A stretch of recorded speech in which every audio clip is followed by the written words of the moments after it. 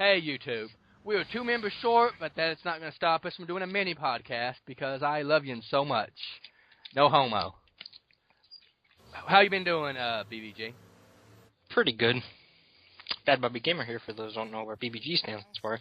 Because I've had people think it stands for, that big chick lover thing, whatever BBG stands for. Within that. Or BBG. BBC. Yes. Big black cock. No. Do you like big black cock? No. People think, what is it, BBW, BWW? Something, whatever the women thing is. Big, beautiful women. Yeah, BBW. People I love the big women. I love big women. People always go, is that what your username stands for? No. I just created this a long time ago now. But bad was, I don't even know why I brought that up. Just BBG. For the cushion. BBG, Bad Bobby Gamer, because I've had a few people ask me that already, so Bad Bobby Gamer. Well, I'm doing fine. Can't complain. So, what you been gaming on, Bad Bobby Gamer? Today, I've just been playing Dark Souls 2 and a little bit of a game called I forgot the name of it because my memory is not the greatest. I'll find on the name. All right. Spec Ops: The Line, Far Cry 3 Blood Dragon, Dark Souls 2, Dead, Daisy, the standalone, a bit of Rust, and a little bit of Need for Speed Hot Pursuit, and some Tony Hawk Pro Skater HD, and a little bit of my 360 offline, because I don't have gold anymore. What you been playing on the 360? I played a little bit of Dragon's Dogma, Dark Arisen. I played some GTA 5. I played some Tales of Vesperia, because I still need to finish that game. I'm like 95% complete with it, and that's what I've been playing on the 360. That's cool. And later, I'm probably going to boot up some either The Witcher Enhanced Edition, Director's Cut, or Sacred Gold Edition. That's cool. Me, I've been playing a lot of Grid. Good game, good racing game, actually. I can't complain about it. GT Online, and that's pretty much it. I finally got Infamous Second Son, so I'll be starting on that here shortly, so yeah. Okay, what do you think of the Xbox One's being halting production because of overstock? They're idiots, One, they overpriced their console versus the PS4. Two, there's really no games for each one really right now. But the PS4 does have more games than the Xbox One. And that was an excuse that a lot of Xbox One fanboys would bring up, that the Xbox had more games than a PlayStation. That was only true for the first couple weeks. And now the PS4 has more games. The PS4 has free games. PS4 gives members free games. PlayStation Plus member. What does Microsoft give you? Just a $500, overpriced piece of crap, in my honest opinion. So, I don't find it surprising at all that they're not really selling them. I mean, I agree. I think they overstated the demand of what the Xbox One's going to be. I think, like you pointed out, that the price is way too much for the console. I mean, it's not as powerful as the PS4. I mean, that's a fact. You can argue all you want. Power of the cloud. I'm sorry, Power of the cloud is a gimmick, and that's it. Yeah, just like the Kinect and just like the PlayStation Move, they're all gimmicks. But if in my honest opinion, Xbox should fucking price their console at $250, and then the Kinect camera at $250, and sell them separate. Yeah, they should. And then what Sony's doing. Sony is doing the smart thing. They're selling you that, and then for $60 you can get the PlayStation. What's it called? Camera. PlayStation Eye. Is that what it's called? No, PlayStation Camera. I thought they call it PlayStation Eye. No, it's called the camera for the PS4.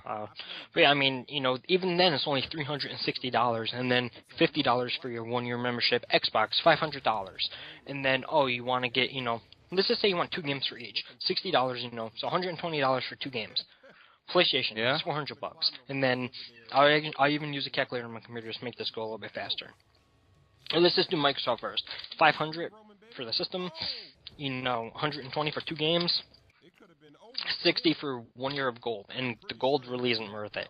PlayStation, $400, and then I'm also going to include the Eye to make it a little bit more fair, the PlayStation camera, and then 2 games. And You also and need Plus for online. so even then, it's cheaper for the same experience, but better graphics. It's going to be $680 on the Xbox One and $630 on the PlayStation with the PlayStation 4, the camera, 2 games, and 1-year membership. And on Microsoft for the console, for the 2 games, and for Xbox Live 1 year, is that $40 more? No, that's $50 more. Yeah, $50 more. With that, so in other words, you can get another game or 2 on a PlayStation 4, so you could actually get 3 games for the same price of the Xbox One. So you could actually get a PS4, 3 new games, 1-year membership, and the PlayStation camera, all for pretty much the same price as an Xbox One, 1 year, and 2 games. There's no question why the Xbox One's failing hard.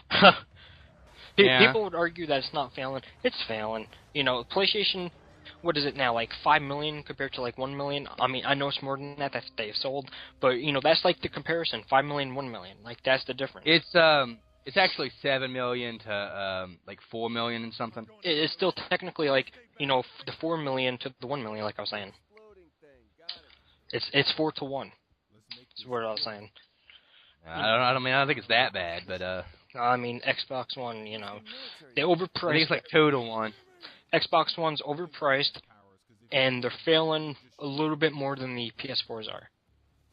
Yeah. Well, I'm saying the hardware's failing on people quite a bit more. Kind of like when the PlayStation 3 and Xbox 360 came out, Xbox 360 was known for Red Ring of Death. Yeah.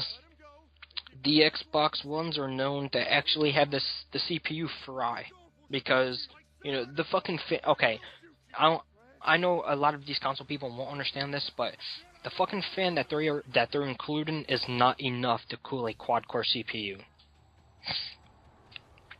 Because not only that... Explain why. Not only that, it's a really small fan, and they have heat sinks with heat pipes, but the fan is so small, and they're trying to cool not only the CPU, but the integrated GPU at the same time, with one fan for that dedicated area. Now, my fan's huge, and my computer still gets hot when I start gaming. A lot of people will be like, well, the Xbox One's not really hot. I mean, it's hot, but it's not hot when it's on the dashboard. Well, no shit, just like a computer. But as soon as you start gaming, it needs better cooling than what the hell they have in there. Yeah. Like, I think, Clyde, you're a PC gamer, you can account for it. Once you start playing the game, it gets a lot hotter, your CPU, than being on your desktop. It takes a lot more processes to play a game than it is to actually be in the OS, and that's it. Have you actually seen the videos of the people's Xboxes smoking? And it's like a white thin smoke coming up. That's really lofty. I've heard about that. A lot of people go, it's photoshopped or video edited. I'm like, no. If you actually overheat a processor, that's exactly what will come off of it. That type of smoke. Yeah. It's the processor overheating in the Xbox Ones. Now, the PS4 doesn't really... It has better cooling, but not much better. But it is slightly better than the Xbox One's cooling. Yeah. And they don't fail as much. I think consoles are made to fail. That way you can keep replacing them. Yeah, I mean, but look at the Wii. That thing was almost indestructible. Yeah, the Wii also sucked. Ooh, I'm sorry.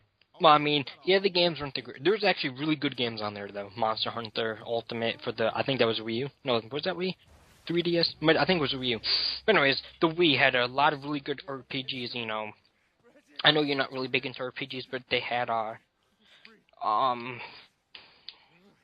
always forget the names, because there's so many RPGs out there. Yeah. I don't know. I just know that they were over in Europe first, then they came over to America, and they're not really half bad at all. And Xenoblade Chronicles is one. I can't remember the other two or three names of the other. Yeah. But anyways, in the Wii, I've actually had a friend who got mad at his Wii and threw it down a flight of stairs. And then he was like, oh shit, what'd I just do? Rage built up, and he didn't think. He plugs it back in and it works fine. He threw it down a flight of stairs. You do that to an Xbox 360 or PS3, and that shit's like exploding. The case is going to explode in pieces. Yeah. I mean, I don't know. Dude, and it was kind of crazy though. The fucking GameCube was actually more indestructible than the PS2 and Xbox original. Yeah. I mean, they make the stuff that lasts. I mean, I give it that. I mean, like, in all the Xbox gamers that always want to make fun of, oh, Nintendo, oh, you got a kid's console. Oh, how many fucking Xbox 360s you buy? Oh, this is like my 20th one. They keep on rendering, and, oh, you're a dumbass. Nah, just leave it at that. Yeah. I mean, as everybody knows, I'm starting to make the transition to PC. I mean, think about PC. Something messes up on a PC, you just replace the part, and that's it. Dude, sometimes it's more simple than that. Something messes up, like people. I've actually helped many people actually fix what they thought was a dead computer. They were tinkering around in the computer with different settings, and something went wrong. Their CMOS settings got fucked up. I told them about the CMOS reset, and I sent them videos, and I even helped them step by step on Skype on a laptop that they had to actually fix it. And they were so surprised when it actually worked like the day they got it. The only thing they had to do was unplug the power, take out the battery, set the CMOS, wait like 10 minutes, or, put it back on, put the battery back in, turn it back on, and it freshed out the CMOS and set it back to factory settings. Oh, that's cool. A lot of people did not know about that, and I actually helped, I think it was 15 people so far with that. Yeah. Now, if we're talking about my friend, one friend, he's a idiot when it comes to computers. He thought it was a good idea I don't know what the hell he was thinking. He has a Intel Pentium D computer. It's a bit older, 2007. But he thought it was a good idea. He thought that this would work for whatever reason. I don't fucking know. He decided to pour sand into his computer, thinking it would help cool it down. I guess. He actually poured a bag of beach sand into his computer case. I reckon. Well, I mean, what was his thinking? He was thinking because it's on the beach, and when it's cold now, the sand's really cold, so he thought it would cool his computer. Dude, he clogged up his processor fan and all the fans in his case with it, and his computer lasted a good 10 minutes, and then it fried because the heatsink got so clogged with sand it wasn't working. I guess that's crazy. Oh, actually, speaking of help, someone's actually asking me on help on on Steam right now. That's cool. But, what's the question? Oh, he said, "Hey man, we need some help." I said, "With what?"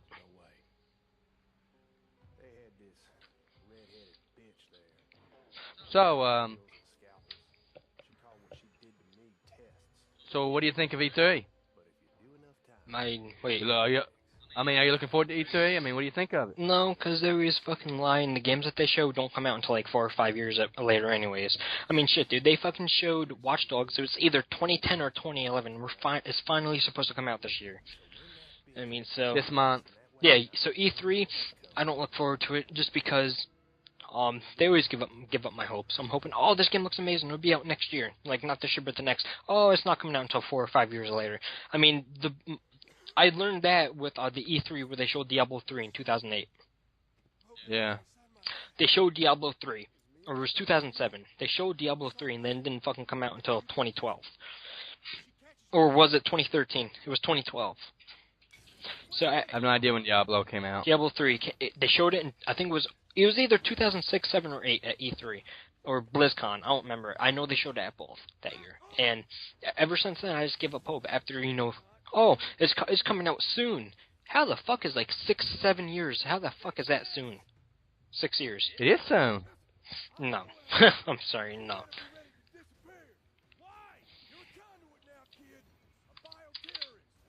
But, alrighty. And then I know you were going to ask about that Call of Duty trailer, and to be honest, yeah, it looks like shit. It looks like the same old Call of Duty and just like the same bullshit. Let's make this amazing trailer, and then when you get the game, it's nothing like the trailer. Yeah.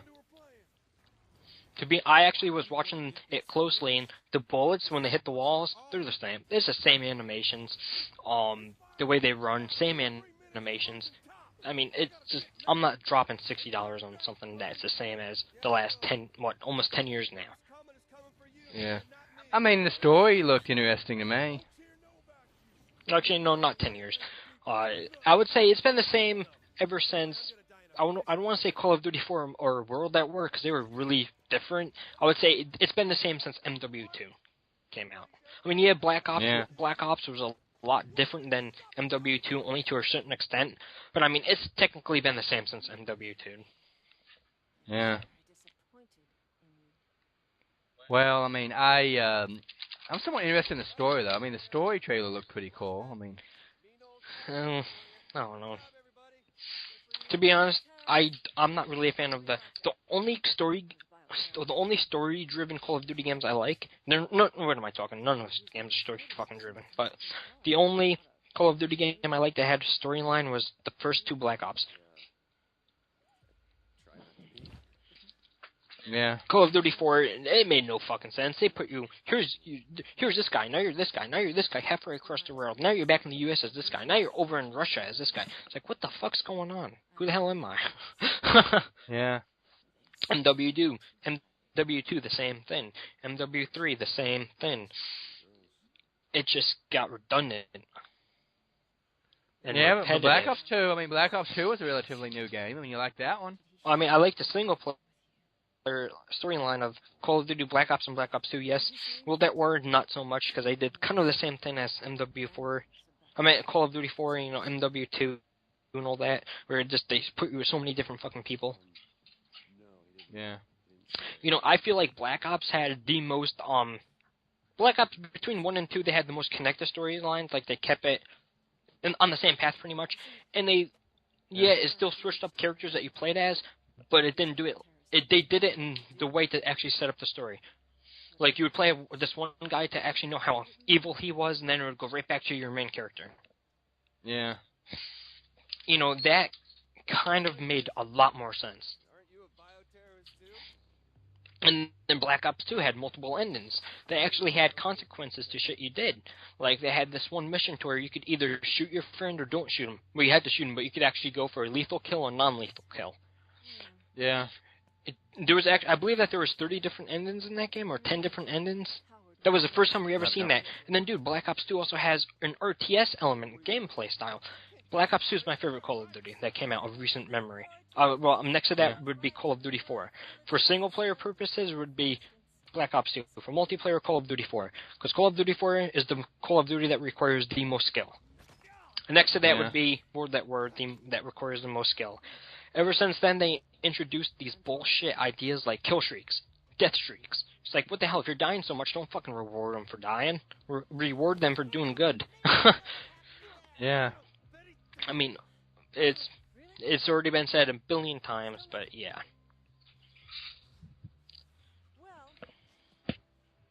I take it you don't like Call of Duty.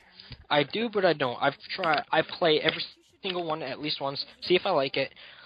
Call of Duty Ghost, I played it when Steam had it free, not this time, but last time, and I fucking hated it. It was the worst Call of Duty I've played to date. That's why I'm not buying this next one. Even though it's made by my favorite Call of Duty developer, Treyarch, because they've made the best.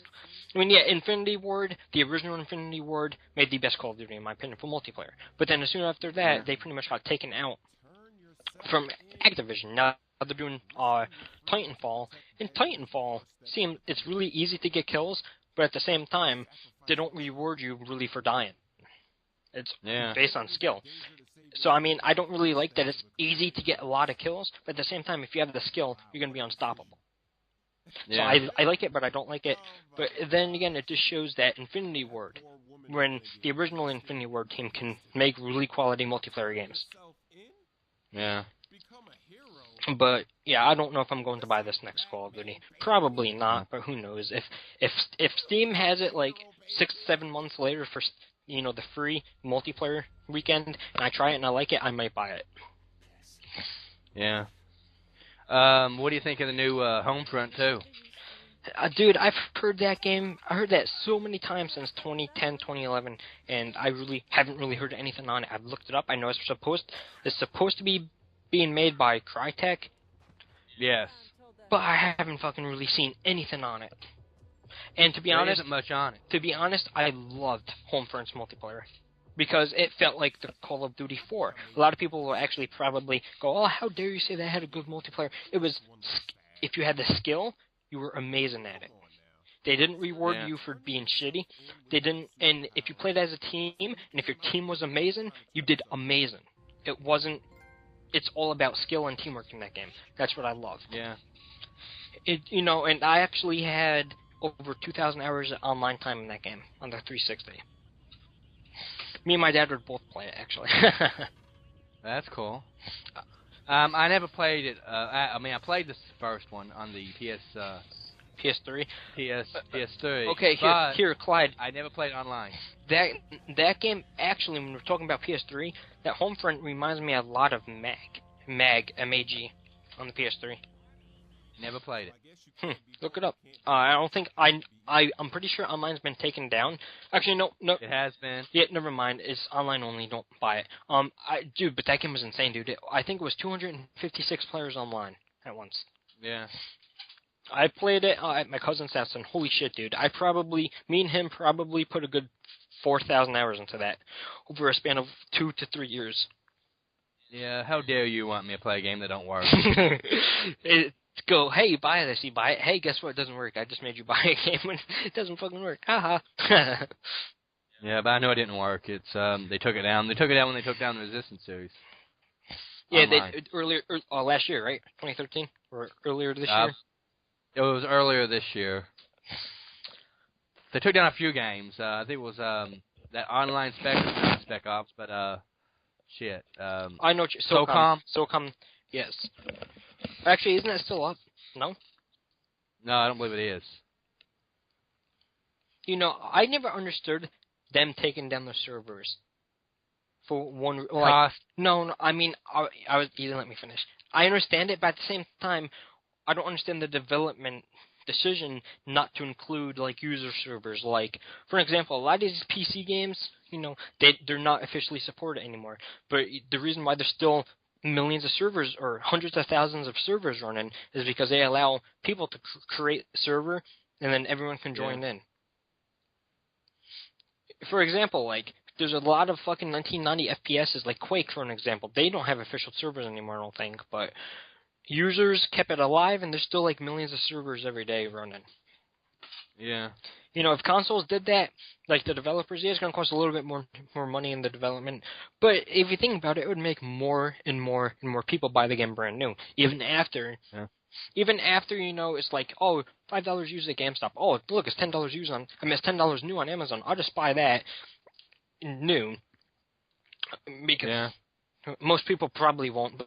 But think about it. If it's 5 and 10, most people will probably buy it new, so they know it works. Yeah. So, and then, they get more money off of the sale. And think about it. If it's not supported online anymore and people know it, they're just going to buy it used for the single player. Fuck buying it new. Yeah. Or games like MAG won't be bought at all. What? Games like MAG won't be bought at all. Yeah, that's an example I was going to bring up. Games like MAG, another game like a Homefront, they could have did that user servers and had it running forever pretty much until Xbox Live and the 360 is done. Or, until the PlayStation Network for PS3 is done, which I don't see that happening anytime soon because PS2 had it online right up until 2009. Yeah. Don't some games still have online? Yes. I watched a video from 2012 or 2013. They were playing, I think it was Star Wars Battlefront 2 online on the PS2. Yeah. Xbox Live's been, down for how long on the original Xbox?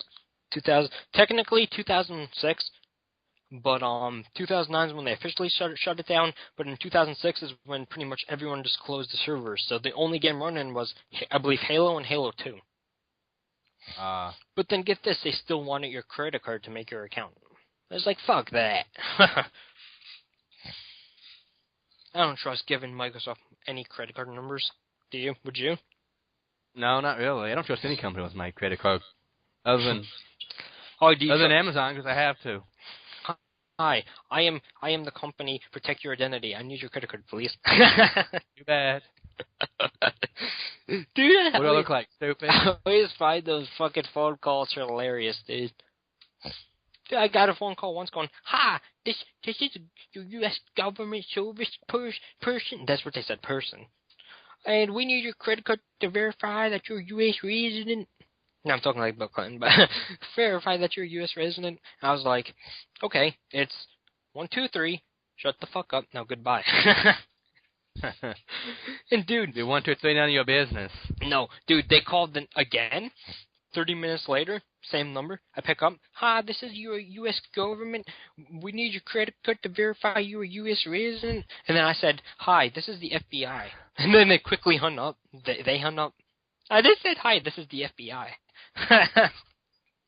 I guess. After they were done saying what they were saying, I was like, hi, this is the FBI. And then they just fucking hung up. Yeah. It was so hilarious. Dude, I told my friend's like, oh, I should try that. He got one of those Indian scammers from Microsoft, and he actually, I told him another trick. Have you ever heard of the FBI agents that actually work in other countries, like undercover? I told him, say this, hi, we're the universal FBI, and we're in India where you are right now. We're watching you And so he said that, and they started freaking out. He actually had it on Skype, so I could actually hear everything. Yeah. And dude, it sounded like, I'm not meant to be racist, but this is what it sounded like. Because everyone started screaming at once, like, oh, holy shit. It was fucking hilarious. Yeah. Dude, it really, because their mics were fucking up, it just sounded like. I was thinking, wow, Indians really do that? But yeah, good times fucking with phone scammers. Yeah. Sounds like a fun time. So, what was the other topic? I don't know. We're just randomly talking. Okay. So what do you want to talk about? Vagina. I don't know. Okay, what's your opinion on... I don't know, never mind. I don't even know what I was just going to say. No, tell me. My opinion on what? I don't even know. I was looking at Steam, going, what's your opinion? And I was like, wait, there's nothing bad about it. Okay. There's really nothing bad about What's your opinion on Obama? Dude, do I really have to? Nigga. He stole my beer. Racist. Nigga. He stole my beer. Racist. Dude, have you ever heard that song, Nigga? Did you vote for him? No, I've never voted for any government. Any president ever, because I don't fucking care, to be honest. I vote. Think about it. They're all fucking horrible. They're all corrupt after they get into office. Every single fucking president pretty much has been. So there's no point in me even wasting my energy fucking voting, because it's always going to be the same outcome. I usually vote independent. Which is like, so no one knows. No, I don't vote for the two-party system. Like, okay, I'll give you an example. Last year, I didn't vote for, last election cycle, I didn't vote for Mitt Romney or Obama. Both of them suck, so I didn't vote for neither one of them. You voted I voted for Gary Johnson. No, you voted for Bad Bobby Gamer. You wasn't on the ticket, and even if you was, I wouldn't vote for you. You fucker. You would vote, if you were on the ticket, you would cause fraud by fucking voting for yourself. I would win. Yeah, okay. I would. Clyde Lofton for president. Okay, I just seen the price of this on Steam. Now I'm a bit ticked off, but What? I just came up with a great topic. What's your opinion on, who remembers just a couple years ago when PC games were $50 versus $60 console games? Yeah. What's your opinion of all these fucking AAA games now being the same price as consoles? Like Call of Duty, Advanced Warfare, $60, when just 2-3 years ago it would have been $49.99 on PC. I mean, I usually don't buy them full price. I mean, I can go to these discount sites and get them cheaper than that. I know, I'm just saying, but like, what's your opinion on that? I think it's bullshit. Yeah. And to be honest, I think I'm going to bring up a little bit of politics here, but I think it's more so like, these companies like Activision and all them, they're throwing money at fucking these digital distribution sites now to, they throw money at them like, just make it 60. Just make it 60, because 10 copies, and we made like we made like almost $1,000 extra. Think about it. Even not really that much, but hold on. Let's just say 10 times 10. Boom, $100 extra that they would have made when it would have only been $50 last. Wait. Oh, I'm confused. I'm confusing myself. Hold on. Let's just say 60. Let's say they sell 1,000 copies at $60, so they make 60. Yeah. They make $60,000. Yeah. They sell it at 50. And they sell 1,000 copies. They're only making 50,000. So that $10,000 extra just from those copies sold. They probably throw like $5,000 at these companies or something. They're throwing money most likely to get them to up the prices to $10 because it helps them in the long run. Yeah. Because think about it. Out of nowhere they have $10,000 extra just from it being $10 more per sale. That's if they get that many sales. Which people may decide not to. Dude, fucking Steam, every Call of Duty has hundreds of thousands of purchases. I guess. Hundreds of thousands. I think it was Black Ops 2 that has like 825,000 copies sold at the moment on Steam alone. Yeah. So, I mean, that $10 extra with all those copies sold, that's extra shit ton. That's like a shit ton of extra amounts of money. Yeah. Just out of being $10 extra per purchase. So I'm bringing up politics saying that they're probably doing the greedy bullshit and throwing money at these companies. They're taking it because they're getting money. Because the only thing that they have to do is make it $10 more. Yeah. If you think about it, that's how I see it anyways. What do you think? It's all about money. I mean, I agree. But that being said, you do not have to pay for it full price. Yeah, There's I know. like key sites you can use.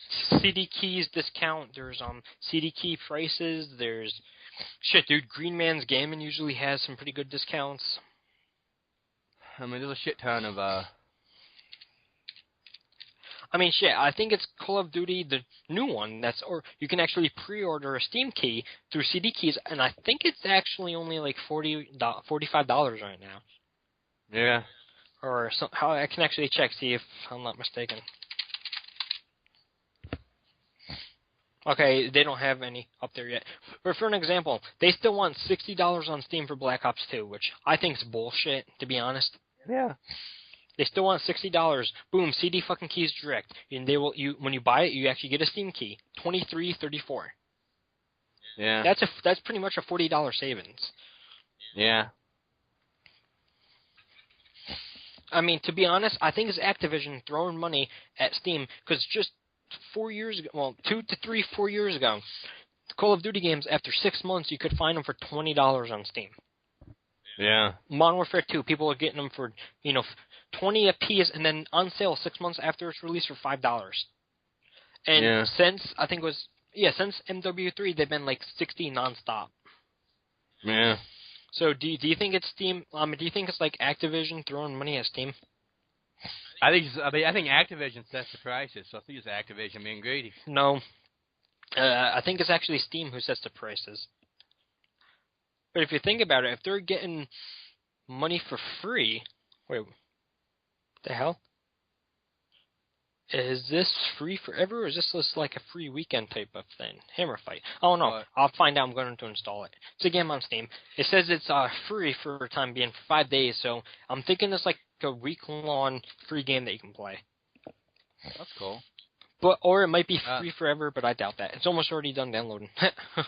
But anyways, yeah, so I think it's just, to be honest, I think it's Amazon, slipping Steam, a.k.a. Valve. I think it's Amazon slipping them money. Yeah. But I'm sorry for cutting this short, but